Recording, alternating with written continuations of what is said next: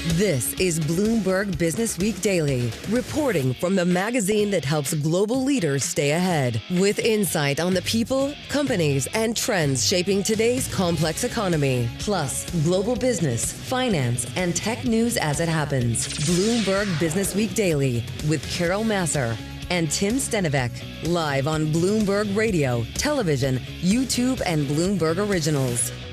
Yes, indeed, everybody. Good Friday afternoon. It is April 24th, 2026. I'm just going to say it. It's a little bit of a bizarro Friday. Yeah, it is. On the stocks front, and we'll get to more with Charlie Pellet in just a minute. Yeah. Stocks have moved up, especially as the tech group, thanks largely to a blowout forecast from Intel. The SOX is at an all-time high today. You've got 4 or 5 names in the SOX today up double digits. I got to say, you've got the SOX up for its 18th straight day. We're up nearly 50% in that time frame. So, yeah, and Intel, it's the top performing name in the S&P 500.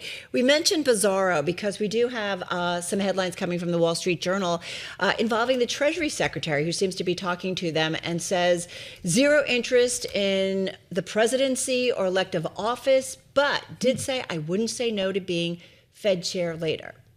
Okay. Well, you mean later, like after the Trump White House? I don't know. I just have that headline later, to go on. After I'm done with Treasury Secretary? Well, speaking later this afternoon of the Federal Reserve, the closing of a probe into Fed Chair Jay Powell, also a factor in stock moves today. Another factor, hopes that the U.S. and Iran will be back to the negotiating table. So we'll see what happens this weekend. All right. So what do we do in this hour? It's all going to kind of, I think, ultimately tie together. We are going to get up into what's next for the Fed and Jay Powell, what it means for U.S. rates on that news of the DOJ dropping back in terms of concerns over the spending for that Fed renovation. Sounds like my husband. What are we spending on that renovation? Why is it so much? Why is it going up? It's serious stuff, though, when we're talking about the central bank. Also in Business Week, the GOP representative who says he's got half of MAGA, he spars with the president, he drives a Tesla, he is off the grid, and he's fighting for his political life. Bloomberg's Josh Green stops by. It's another must-read from Josh. Totally, always. And then President Trump gets ready to attend his first White House Correspondents Dinner. It's happening this weekend. First as president. He's been there before. You might remember that video. During the Obama administration. Yeah. I remember that. Sometimes those dinners are a little bit of a roast between the current administration and the White House press corps, but I don't know. Go look at that video. Anyway, it's his first as a president. Also, Grindr's going to Washington. So we're going to talk to the company's CEO. We're going to tie it all together for you on this Friday. A lot coming your way. Charlie Pellet has got an eye on it all. He joins us in the Bloomberg Business Week studio. Hey, Charlie. Well, hello there, Tim and Carol. We got 3 major stories that we're working on right now. The Fed, DOJ, Middle East oil, and, of course, Intel. Bottom line here, S&P pushing higher. We are looking at a record on the S&P, looking at another up week. That will be 4 in a row on the S&P. Right to the numbers here with the S&P up 52, 71.60 where we stand. That is a gain of just about 0.7%. Dow Industrials down 121, a drop there of just about 0.3%. NASDAQ ripping higher on Intel, up 1.6%. The NASDAQ 100 index up by 1.9%. Intel right now up 22.5%. The 2-year 3.77% with a 10-year at 4.30%. The VIX below 19, and gold up 0.6%, 47.24 the ounce. Crude, what you need to know here, retreating in the red. WTI down 2.2%, 93.75 a barrel. Among some of the other chip names, we do have Texas Instruments down 1.4%, NVIDIA up 4.8%, Broadcom up by 0.3%. And that is a Bloomberg Business Flash. It certainly is. All right, Charlie Pellet, thank you so much. Well, the Justice Department is ending a controversial investigation into building renovation cost overruns by the Fed, potentially clearing a path to confirmation for Kevin Warsh, that is President Trump's pick to be the next chair of the central bank. We did have U.S. Attorney Jeanine Pirro in a social media post earlier today. It's rather lengthy, but we want to highlight this part. She says, accordingly, I've directed my office to close our investigation as the IG undertakes this inquiry. Note well, however, that I will not hesitate to restart a criminal investigation should the facts warrant doing so, which makes us wonder, wait, is it full steam ahead or not quite yet? All right. Well, maybe not. Maybe. We'll see. Bloomberg TV and Radio International Economics and Policy Correspondent Michael McKee joins us here in the Bloomberg Business Week studio. Is it full speed ahead for Kevin Warsh? Well, Sounds like not maybe. first of all, the person who's going to make that decision is Senator Thom Tillis. We have not heard from him. He's the one who has to drop his objection to the nomination moving forward. And the question is this enough? Because Carolyn Bessette, the White House press secretary, just a short time ago came out and said, this doesn't necessarily mean the investigation is over. Because it's going to the Inspector General? Yeah, she said it's just changing jurisdictions. And you highlighted the line from Jeanine Pirro. So does this give Jay Powell enough confidence? Because it still seems to leave him with legal jeopardy. And Thom Tillis seems to be concerned about the legal jeopardy for Jay Powell. So will they move forward with this or not? Or is this just a stretch by the administration to throw it out there and then sort of say to Tillis, well, look, we compromised and you should? It's hard to know at this point. So help me understand, and forgive me if I don't know my law and certainly government law, but if Jeanine Pirro does this, she's the U.S. Attorney for Washington, D.C., is what she was pursuing separate from the Inspector General? And so this could be a first step and now the Inspector General has to weigh in, or no, they're connected? Well, here's the way it's been working. Basically, she started an investigation into whether Powell lied to the Senate Banking Committee about the renovations. All the members of the Senate Banking Committee said he did not. Then they started throwing in questions about the renovations because they had kind of lost that one prop for their investigation. And so now that's become the focus. She issued subpoenas to the Fed to give them documents about the renovations so they could look for malfeasance. They didn't have any evidence of it, but they wanted to look for it. And the judge said, no, that's just fishing. You're just doing this on a pretext. And he threw it out. So she didn't really have a case at all. But in July 2025, when this first became an issue, Jay Powell asked the Inspector General at the Fed to look into this. So the Inspector General's been doing an investigation for almost a year now and should have something ready to go in a very short time. Tim Scott put out a statement this afternoon, the chairman of the Banking Committee, saying that he would like to have a hearing with the IG sometime in the next 90 days. And that seems very possible. Now, how all that, or if any of that, affects whether Thom Tillis will let the nomination go forward, we don't know.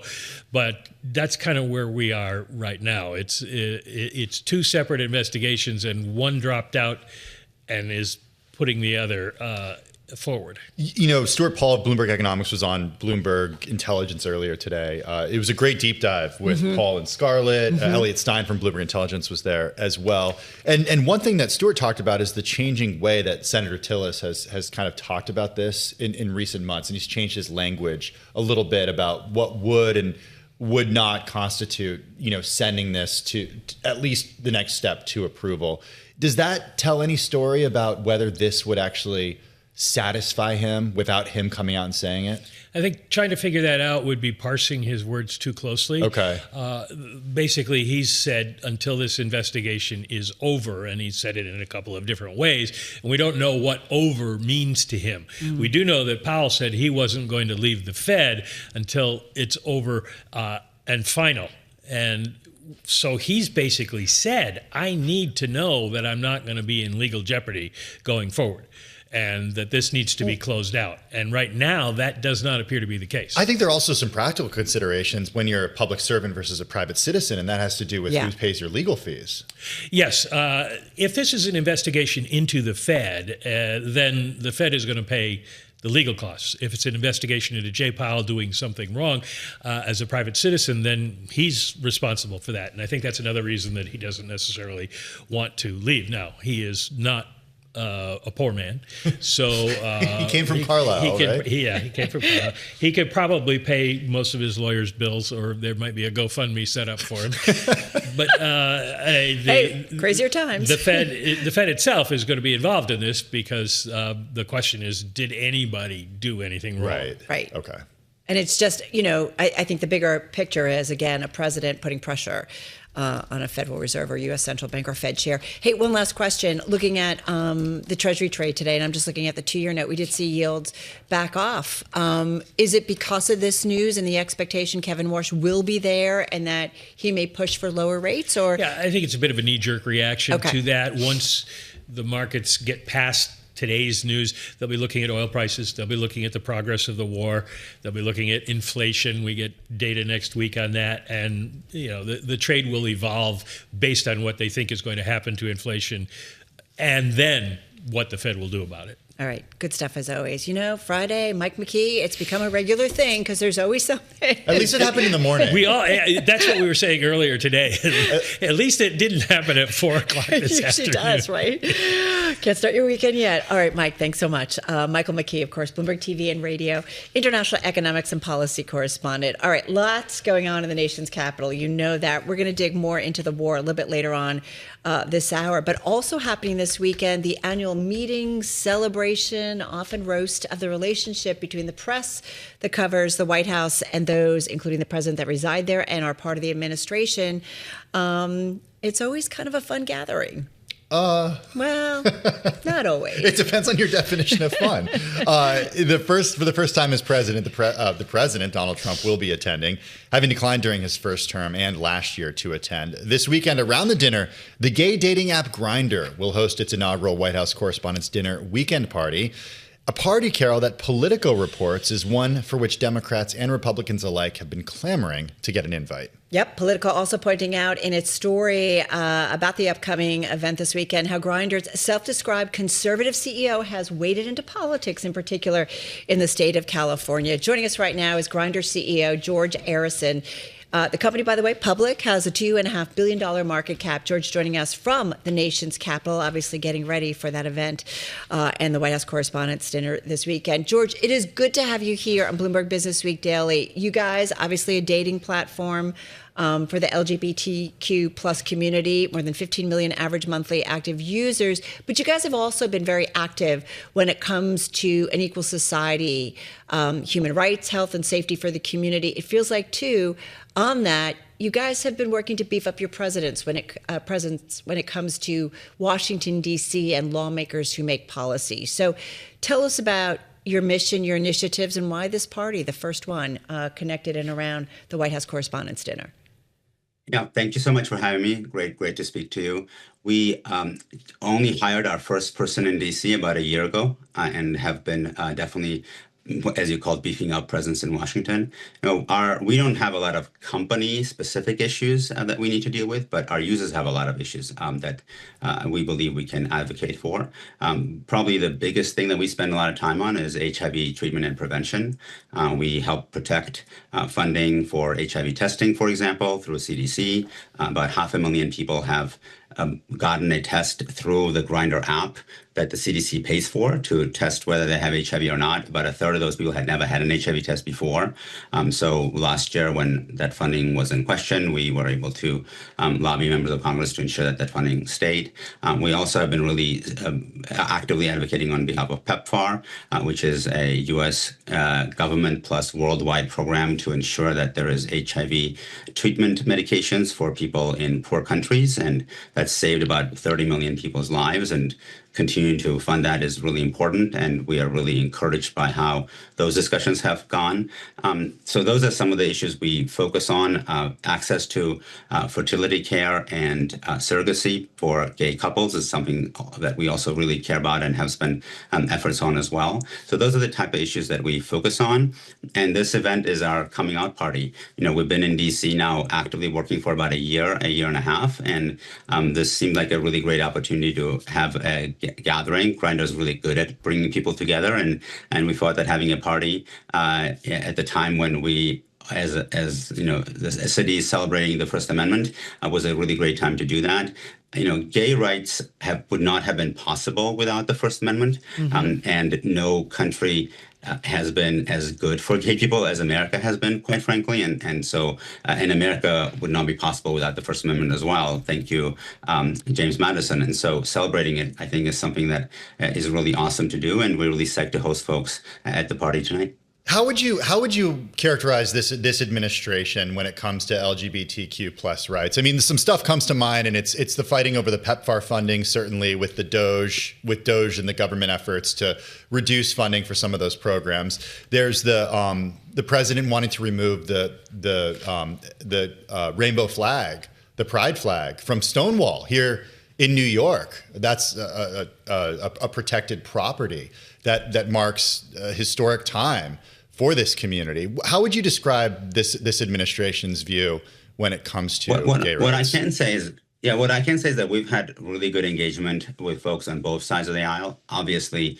there are a lot of Democrats who are huge champions of gay rights, and we work very closely with them. But we've also found plenty of folks on the Republican side to work with as well, sometimes broadly and sometimes issue specific. I think, we tend to focus on the positive rather than negative, and we want to accomplish the positive things that we can. And I think it would, worth saying that there are some really powerful gay men in this administration who have been really good partners on things to us as well. Yes, there are challenges. There's no question about that. But I think the important thing is to be able to work through those challenges and focus on the things that you can actually accomplish that are positive. And so far, we've had a very good reception on both sides of the aisle. I should note that the U.S. has agreed to restore the pride flag at the Stonewall Monument as of earlier this month, following a court battle. All right, so good to know. And this is what we've seen, certainly with this administration. Sometimes, a policy or an action or a comment comes out, and then sometimes there's some backpedaling. What I do wonder, George, you talk about good engagement on both sides of the political aisle. Who in particular, and I'm curious about in the president's inner circle, who you find is very receptive to hearing and listening to you guys? I'm going to not mention any names. I don't think that's be the right thing for me to do. But we spend time with folks in the House, in the Senate, in the administration. We've been at the State Department more than once, for example, to talk about PEPFAR. We're probably the only group that shows up there to talk about PEPFAR, not asking for money, but rather saying, hey, how can we work with you to ensure that people who should be accessing these medications actually know how to get them? And, we do have a very large platform that speaks to people that otherwise are really hard to reach in a lot of these countries, because Grindr is in 190 countries. And so in most places where PEPFAR is working, we have users, and many of those users should be on medications, whether it's preventative medications to not get HIV or HIV treatment medications, and we can access them. And so, hey, how can we work with you to make sure that happens? And then, we work with folks all through the administration, whether it's at the Labor Department, HHS, Treasury, and, obviously with folks on the Hill as well. And the same was true, in the Biden administration. The first trip I ever did to DC was when Biden was president, and we had really good conversations with folks in that administration as well. So, we just have about a minute or so left here, and I am curious about the business. Can you tell us, we would be remiss not to ask you, you're a publicly held company. I know you're getting ready to report earnings. Can you tell us about the new Grindr Edge subscription tier? We've seen reports of testing the U.S. at $500 a month for the subscription. What's been the user response? Just quickly, got about 40 seconds. Yeah, I spoke about that in the shareholder letter last quarter. We are testing a new premium subscription tier. Grindr maintains a very robust free tier, but we have two subscription tiers right now. One's called Extra, one's called Unlimited, and this is a new one that we're building called Edge. It's bringing all our AI features, and we're creating a lot of new AI features together into one new tier. It's designed for power users, people who spend the most amount of time on the app. So it's not for everybody. Right. And the pricing on that, the $5.99 or $4.99, that's a Canadian dollars pricing. Okay. We're still in testing on what price we'll land at, but it will be more expensive. Okay. Gonna leave it there. Listen, so appreciate time. Good luck. Have fun at your party this weekend. We really appreciate it. Grindr CEO George Arison joining us. Coming up, interesting story, another one by our own Josh Green. That's next. It's 2:21 on Wall Street. We do check markets all day long here at Bloomberg. We have got the S&P 500 index higher, just about the best level of the day, on track for another weekly gain, also on track for a record close. The Dow, however, in the red, tumbling 132 points, now down 0.3%, but the S&P's up 46 to a record 7154, up by about 0.6%. Nasdaq Composite Index rallying on Intel, up now by 1.5%. Nasdaq 100 Index up 1.8%. Intel after earnings up 21%. The VIX below 19 with a 2-year 3.77%. The Justice Department is ending a controversial investigation into building renovation cost overruns by the Fed, potentially clearing a path to confirmation for Kevin Warsh. The 10-year yield 4.31%. Gold up 0.6%, $47.21 the ounce, while West Texas Intermediate crude oil is now down by 1.6%, $94.28 a barrel. Have seen the turnaround for barrel of Brent, 105.24. That is a gain of 0.2%. Again, recapping here, S&P up 45, gain there of 0.6%. For on-demand news, 24 hours a day, subscribe to Bloomberg News Now wherever you get your podcasts. I'm Charlie Pellet. That is a Bloomberg Business Flash. All right, Charlie, thank you so much. Well, he, not Charlie, our next person we're going to talk about, drives a Tesla, lives off the grid in a solar-powered home he built himself on a 1,200-acre working farm in the Appalachian foothills of eastern Kentucky, not far from Lewis County, where he grew up. He calls it the Shire, but his lifestyle doesn't reflect hippy-dippy environmentalism. It's an expression of his staunch libertarianism. We are talking about the Kentucky Republican Representative Thomas Massie, with more on this incredible Bloomberg Businessweek story, some insight into a very influential Republican, is Joshua Green, Bloomberg Businessweek national correspondent. He joins us from Washington, D.C. Josh, of course, author of the #1 New York Times bestseller, Devil's Bargain. Hey, Josh, for those not familiar, who is Republican Representative Thomas Massie? Why does he have a cult following? Really, he's long been one of the most interesting characters in Washington for all the reasons you enumerated in the intro there.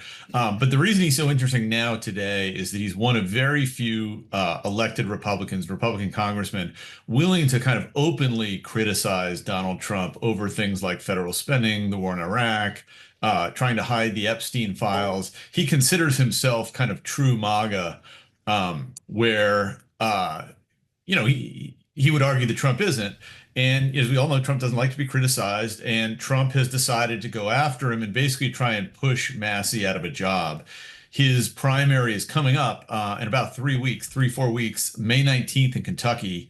There's a Navy SEAL running against him in the Republican primary. Trump has come out, endorsed the Navy SEAL, Ed Galrine, spent all his time attacking Massie. But unlike most Republican elected officials who come under fire from Donald Trump, Massie isn't quieting down. And so I went out to Kentucky, spent some time with him in Washington too, and really just kind of got a feel for who the guy is, what he's doing, and why I think this particular Republican primary is so important. So why does he stick to his guns, stick to his philosophy so much? Why is he unwilling to bend on these things like other Republicans? Yeah, he is just a true believing libertarian, and he always has been, to a degree that even kind of hardcore Washington ideologues, in either party are unwilling to go to. As we said in the intro, he drives a Tesla. He lives in a solar home. Not because he's trying to save the earth, but because he doesn't want a power line running into his house. He also, corporations and government control over him if he didn't do what they liked. I love the details in the story. For a long time, married to his high school sweetheart. They both went to MIT, and they, started this company together. And he wanted to get back to Kentucky, to where they grew up, to raise their kids. And it was actually this issue of wanting to build this home that got him into politics in the first place. Can you talk a little bit about that? Yeah, I mean, Massie is, by all accounts, a brilliant guy who, along with his girlfriend, small town Kentucky folks, got into MIT, thrived. They studied electrical engineering, started a very successful company, had a family, decided they wanted to move back to Kentucky, and basically Massie got pissed off that the local county where he started building his house was going to get zoned, and we're going to put in these new rules, started showing up at town zoning meetings, and really developed kind of a local cult following that became known as Thomas's Angry Mob. Eventually, he ran for a local office. The mob backed him. He was very popular. About 12 years ago, congressional seat came open. Massie was one of 7 or 8 Republicans that ran. He won, and he's kind of been the same character he is today ever since he got to Washington. And oftentimes, that meant he was the single vote, against some otherwise popular issue, and that's made him kind of intermittently very unpopular with Republicans, with Democrats. But he really is true to his ideals, kind of no matter what the cost. And what's so interesting to me about him, the reason we chose now to profile him in Business Week, is that I think his race on May 19th is also going to be a measure of Trump's political strength. Ordinarily, Trump can squash any Republican he doesn't like and put them out of a job. We've seen it time and time and time and time again. But Massie is a popular guy, too, at his home district. So if he is able to hold on and prevail, despite this onslaught from Donald Trump and all of these hedge fund backed super PACs that are coming after Massie, I think that's going to tell us a lot about Trump's weakening hold on the party. And I think it also might open up room for new voices like Massie's, who don't necessarily want to do everything Trump wants to do, or at least want to stick to the original MAGA vision and not go off crusading in Iran, buying having the federal government buy public companies, as Trump has talked about, and that sort of thing.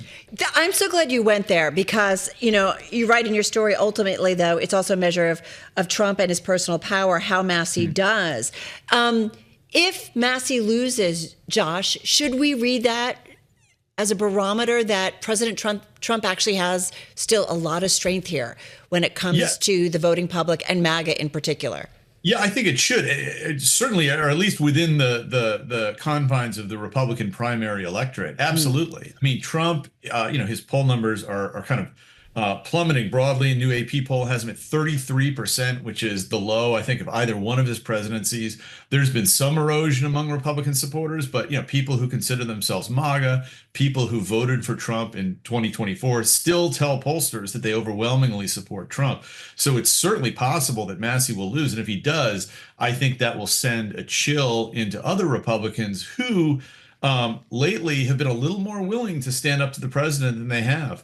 There was a FISA vote that he lost a couple of weeks ago. We saw his U.S. District Attorney, Janine Powell, backing down today from this persecution of Fed Chairman Jerome Powell. So Republicans are starting to push back. I think if Massie loses, that might cause them to kind of tap the brakes. But on the other hand, if he wins, and if he wins comfortably, I think, and Massie thinks, it's going to encourage more Republicans to kind of stand out and look out for their own electoral interests rather than just kind of knee-jerk following whatever it is that Trump wakes up and decides. I do hear what you're saying, but I think someone, Josh, could push back and use Marjorie Taylor Greene, for example, as somebody who didn't succeed in pushing back. And look, she decided not to run, but she faced a lot of criticisms, and she still does for speaking out against the president. You mentioned the idea of potential other sort of mini Thomas Massies waiting in the wings right now. Who are some of those names? Some of the names I could point to, people like Don Bacon, Republicans who are known not to be happy about Trump and who have announced their retirement, therefore have less kind of political risk that they face in standing up to him. Another one would be like a Tom Tillis, who has held up Kevin Warsh's nomination in the Senate. Anybody who doesn't have to turn around and face Republican voters again this year, next year. I mean, one of the interesting things, and one of the things that I'm watching on that front we are right now in the middle of Republican primary season. We've got Kentucky's coming up. We've got Texas is coming up. Once you get past that Republican primary season, I think it becomes a lot easier for Republicans to say no to Donald Trump because they won't have to face Republican voters in a primary again for another 2 years. Right now, however, folks like Massie and Marjorie Taylor Greene, very limited group that are willing to kind of step out on that ledge and do it. And as you point out, it basically cost Marjorie Taylor Greene her job. She jumped before she was pushed. Massie is a fascinating case because he's taking the other path. He's going to go ahead and run for re-election anyway and try and win. So interesting. Josh, one of the things I wonder, you've obviously followed elections, politics for a long time. You wrote about, President Trump getting to the White House in the first place, that first term go round. When you look at this year, unusual to say the least, Venezuela, this war between the U.S. and Iran ongoing. We'll see what happens certainly this weekend or into the next week or so. But does it look like a president that is thinking about, obviously in his second term, thinking about his party and the upcoming midterms? Or is it safe to say that midterms are still far enough off that a lot can change before then? I think the way Trump thinks about his party is that they are there to support him in anything he does. And just because he ran for president originally, promising that he would bring down prices, not get entangled in foreign wars, get the government out of the private sector, just because he's turned around and done the opposite on all those things, I think he expects folks to go along with him in the Republican Party. Many of them have, grudgingly. But there are folks like Massie speaking up and saying, hey, I signed up for what you campaigned on, not what you're doing now. And Massie, anyway, isn't going to sit by quietly while Trump flip-flops and changes his position, even if a lot of other Republicans do. And so we'll see. Is that a viable position for an elected Republican to take in the Trump era in Washington? It hasn't been for a long time, but it might be now. We'll find out in a couple of weeks. Hey, Josh, when it comes to Massie, and it's something we talk about a lot with everything going on, every week we're, touching on Epstein still. How much of the pushback, and we've talked about this a lot, whether it's podcasters and so on and so forth, it's because of President Trump's reluctance for so long to release more and more of the Epstein files. How much of that plays into Massie's position? I think a lot of it plays into Massie's position. I mean, look, he is an interesting and kind of a weird guy, very interested in kind of conspiracy theories, that sort of thing. It kind of floods into his libertarian beliefs a little bit. But from Massie's standpoint, if you're looking at the Epstein files, here is this vast overarching conspiracy of elites and government and business leaders. And, we know there was all kinds of wrongdoing going on. And the president of the United States and his attorney general promised to release all this stuff and they didn't. And so I think it sort of triggers something in Massie that makes him want to kind of keep pushing on this. And look, the fact is, Trump ran on saying he would release these files. He hasn't. He's now pushed out Pam Bondi, his first attorney general, over his unhappiness with her performance around these issues. And it's something that really has gained a lot of steam, not only with Massie and Republicans, but as you said, with the broader kind of manosphere podcasting universe. Doesn't seem to be going away no matter what Trump does. And so that's one of, I would say several political issues that are really bogging Trump down, sinking his approval ratings, and making it easier for internal critics like Massie to kind of emerge, to get their voices out, and to try and build a more powerful beachhead in the party to start steering it back in the direction that they like it to go. Real quickly, as we say, we're living in unusual times. 25 seconds. President Trump's going to be at the White House Correspondents Dinner. Why? And just quickly, why do you think he's going to actually show up this year? I don't know. I don't think it's going to be a love fest. It's probably going to be to harangue the press. I myself am not going. I get plenty of haranguing right here in my own home for my kids and my wife. And so I'm going to be watching it on TV. But it's going to be interesting to see. I'm sure Trump's not going to be very happy. All right. Well, we're happy that you could join us, as always. Josh Green, Bloomberg Businessweek national correspondent, with us from D.C. Coming up, more politics, the White House, the war, the Fed. David Gura is going to stop by. It's 2:40 on Wall Street. We do check markets all day long here at Bloomberg. Just getting word, headline on the Bloomberg Professional Service, the hedge fund Eminence Capital shuttering after 27 years, citing market conditions. S&P 500 index on track for a record right now on U.S.-Iran talk hopes. We've got the S&P up 51, up by about 0.7%. The Dow down 116 now, down 0.2%, while NASDAQ higher by 378. For NASDAQ, a gain of 1.5%. The NASDAQ 100 index up 1.8%. Intel helping boost that index, up 21% right now on Intel after earnings. The 2-year 3.77%. The Justice Department ending a controversial investigation into building renovation cost overruns by the Fed, potentially clearing a path to confirmation for Kevin Warsh. Again, the 2-year 3.77% with a 10-year 4.31%. Gold up 0.6%, $47.20 the ounce, while West Texas Intermediate crude down 1.7%, $94.27 a barrel. Brent crude flat, $105.14 a barrel. I'm Charlie Pellet. That is a Bloomberg Business Flash. All right, Charlie, thank you so much. Up to date on the markets, what's moving it, including what we're hearing in terms of the war between U.S. and Iran. You just reminded me of the stocks, too. Well, I'm like 18 days, I think it is in a row, and it's up like 50%. It's remarkable. Like, talk about the bounce back that we've seen in the equity market. When it comes to the war, Charlie mentioning some of it, our team has been reporting it out throughout the day. President Trump will send 2 envoys for talks with Iran and Pakistan. CNN reported this out. There's been some, I think, other news organizations confirming as well, while Tehran sounded a more pessimistic tone, Tim, on the prospects of further negotiations. And this has kind of been our world, I feel like, for the last week or two. Also in our world, at least today, is the Justice Department ending a controversial investigation into building renovation cost overruns by the Federal Reserve. It potentially clears a path to confirmation for Kevin Warsh, potentially, as we talked about earlier with Michael McKee. Okay, lots going on. Let's get to our Washington Roundup, all coming up this weekend on Bloomberg TV and radio with David Gura and Christina Ruffini and Lisa Mateo, the threesome. Saturday and Sunday from 7 a.m. to 10 a.m. Wall Street time. Joining us right now is the co-host, David Gura, joining us from our Washington, D.C. bureau. He's also host of the Big Take podcast. David, good to have you here. A lot going on in D.C. I kind of want to start with the Fed. I'm not quite sure what's front and center. What do you think in terms of this, and do we see this development with Jeanine Pirro? Do we think that it's going to now, Kevin Warsh can kind of move through in terms of congressional approval and move on to being the next Fed chair? I think that is definitely the wish of the president and the chair of the Senate Banking Committee, who held that hearing this week with Kevin Warsh and has been optimistic that this could get resolved. Look, we heard talk of an off-ramp a few weeks back from the Treasury Secretary Scott Bessent, who first floated it. Maybe there could be this select committee that would look into allegations of some malfeasance when it came to this Fed renovation. I think that's evolved over the last few days and got us to where we are today, that we're going to have the Inspector General taking a closer look at this. Of course, that's something that Fed Chair Jerome Powell had commissioned or wanted to take place as it is. I think my sense of that hearing was it went about as well for Kevin Warsh as he hoped it might. There were some fireworks there.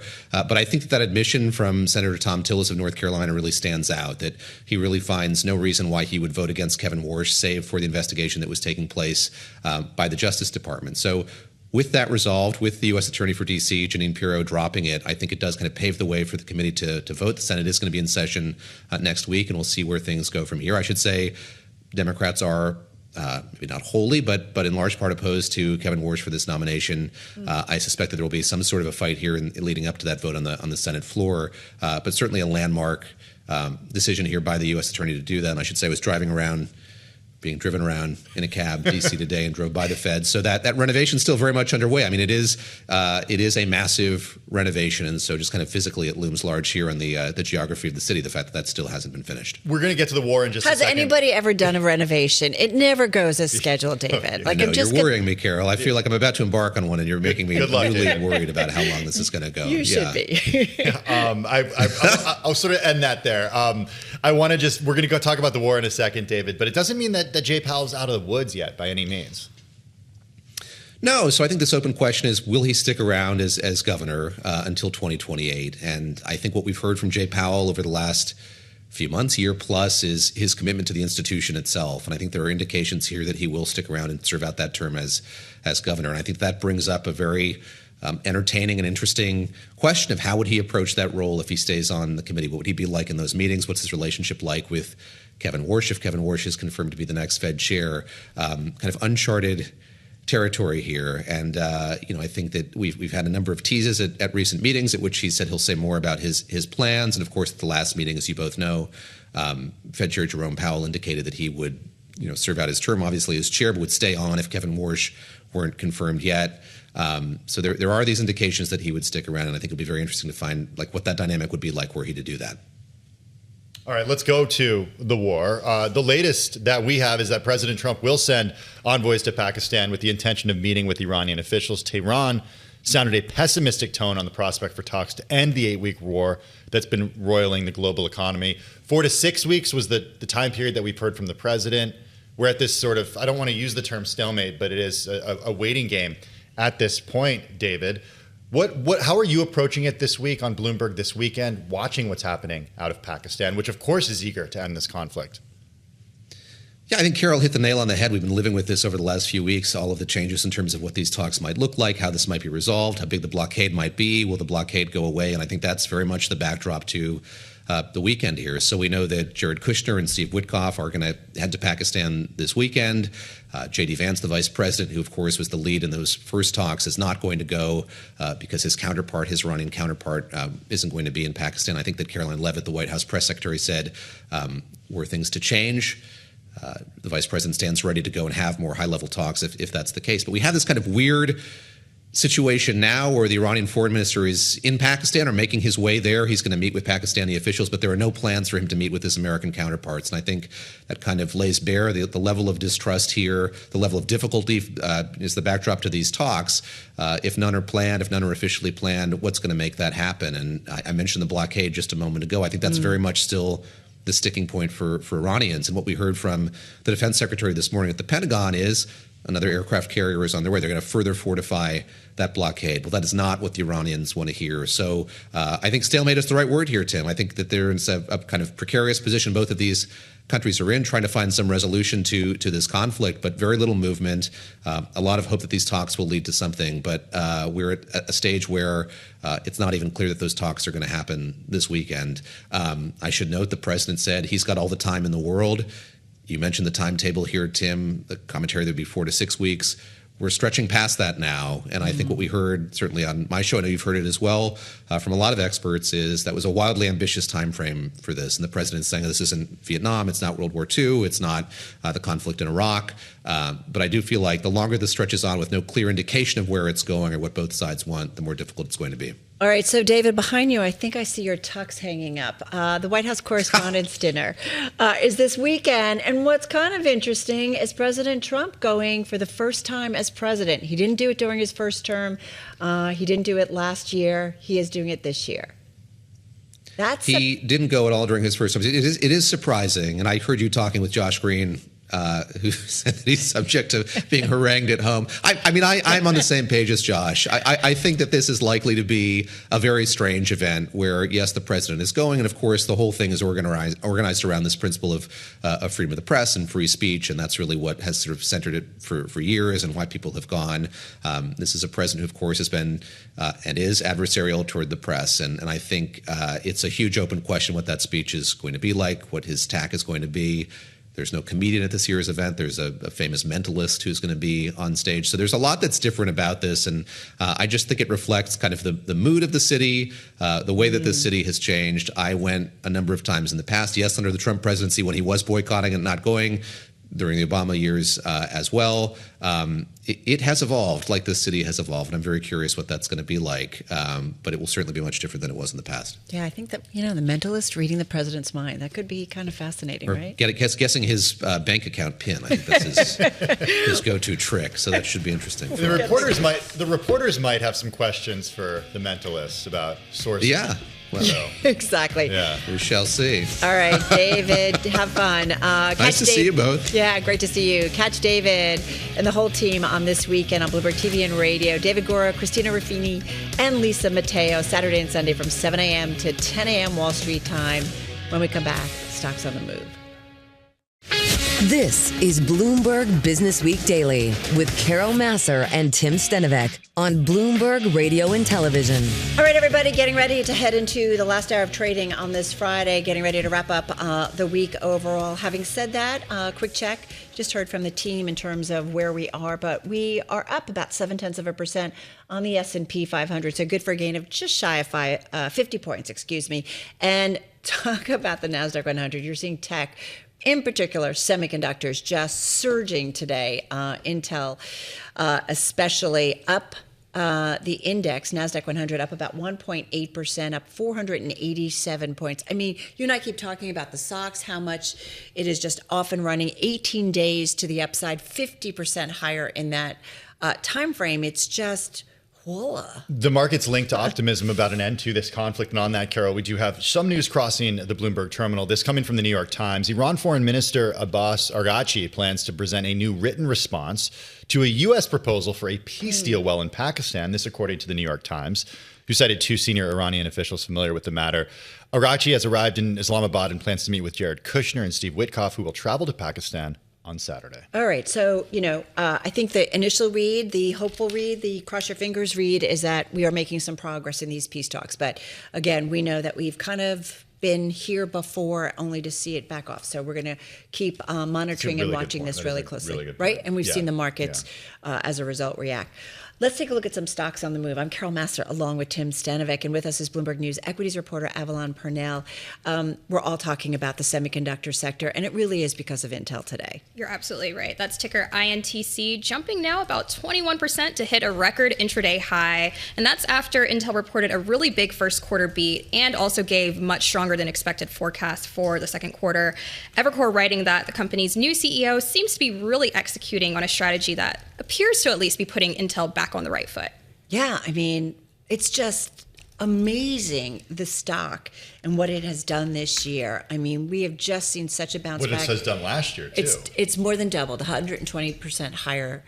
We've talked about the U.S. taking a position in this company, but I keep going back to what Ed Ludlow said, and I think we talked about this with you before, about, the government investment in the company, the arrangements that Intel figured out, so that it could get some money funding into the company so that it could pursue what it needs to do to kind of get the company back on track. I guess longer term, we'll see whether or not it all plays off, but the quarter looked super strong. Yeah, and investors, I guess they're looking past the foundry business that is still losing billions of dollars. So Exactly. You don't really see that mentioned as often in the notes compared to everything else that was very much green and very good. Okay, what else you watching, Avalon? Yeah, we could talk about Charter Communications. That's ticker CHTR, probably a slightly different one.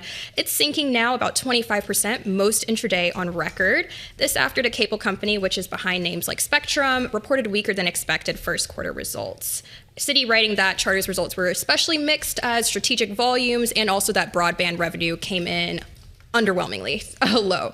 And so analysts also mentioned that, especially considering the fact that we had Comcast, their rival, report earlier this week, it's kind of interesting that the reports look very different, to say the least. And I guess I would say that like every cable company, just not the same in terms of its exposure. Is that fair to say? Yeah, I mean, the thing about cable companies is these are natural monopolies. Yeah. So in terms of regions and areas, right? Yeah, and there's been so much M&A over the past 20, 30, 40 years at this point, since the advent of cable in the early 80s. That they each have this area of the country that they dominate. I think the big question is to what extent does wireless, and I mean, you talk about Starlink all the time. Yeah, I do. Especially in certain areas. Wireless delivery of internet, which is a real threat to these companies because their broadband business was seen as the area of growth because traditional TV's been in decline. Yeah, exactly. Well said. And you do wonder, okay, what's next? And we talk about disruption so many times. It's almost like I used to cover. That's why I'm like, Tim. Okay, anyway. Avalon, come on back. You've got Newmont as your third stock. Yes, that's ticker NEM. That is also jumping now about 7.9%, most intraday since July. And that's after the world's largest gold producer reported first quarter results that maybe slightly unsurprisingly surpassed Wall Street's expectations. The miner also pledged to repurchase $6 billion in shares. So. That always helps. Yes. I mean, it also helps that there was an unprecedented rally in gold prices. So you can imagine they're very happy over there. Yeah, I just am blown away by this year, how much we've been talking about gold, how much we've just talking about metals, minerals, rare earths, like all of it, for a while now. Yeah, gold hit a high on January 28th. It was at 54.17 an ounce. Right now it's trading at 47.22. The war has played around with this one. Yeah, I mean, there's this complicated sort of interest rate calculation, when people think differently about rates and what rates are going to do for the year, they think differently about gold. So it kind of loses its status a little bit. Some would argue as a safe haven. I don't know. Avalon's like, hey, kids, I'm still here. Sorry, Avalon. We just amuse ourselves. Great three stocks. I think what's really interesting is you're seeing some really big moves in either direction. Even if the S&P isn't moving that much, certainly the NASDAQ 100 is, but you are seeing individual names bouncing around. All right, Avalon Purnell, she is Bloomberg News equities reporter. Be sure to check out our Stock Movers podcast, 5-minute episodes, big winners, big losers.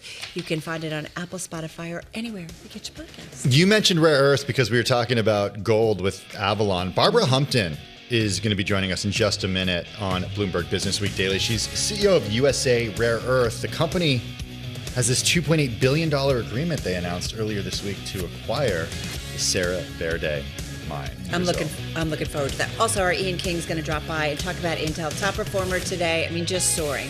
The close is up next.